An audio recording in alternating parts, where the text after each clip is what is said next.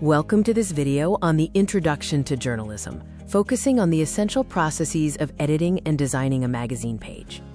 Creating a magazine page is a dual process involving two inseparable disciplines: editing, which is the refinement of text, and design, which is the visual arrangement of elements. Success relies on harmoniously combining both.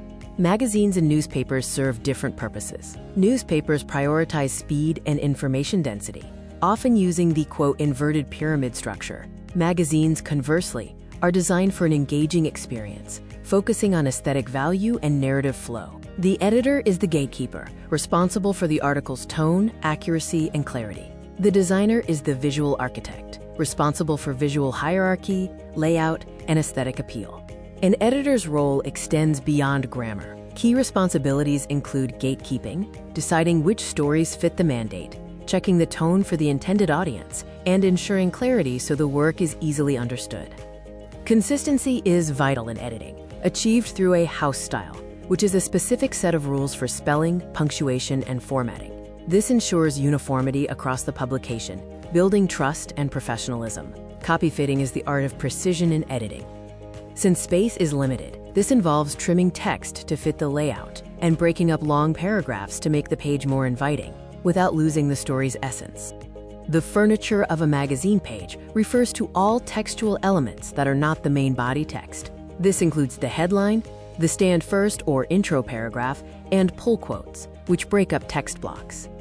To hook the reader, magazine headlines are often creative, emotional, or pun-based, differing from utilitarian newspaper headlines. Captions are also crucial, as they provide context for images. This furniture is designed to grab attention. Now we transition to Part 2, Principles of Design, focusing on how content is turned into visual art.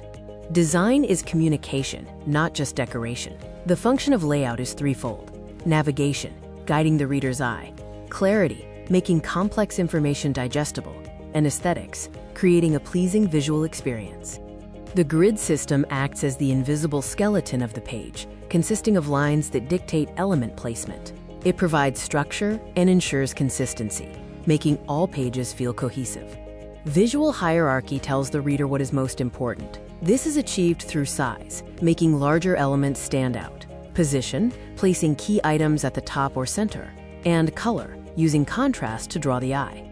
Typography is the voice of design, as fonts convey mood. Serif fonts are traditional, sans serif fonts are modern, and display fonts are decorative, typically reserved for titles. White space is an active design element, not empty space. It gives the eyes a rest, creates focus on key elements, and can signal luxury or exclusivity. Images provide anchoring by giving immediate context and reality to the text. Color is also powerful, as it manipulates the reader's mood and sets the emotional tone.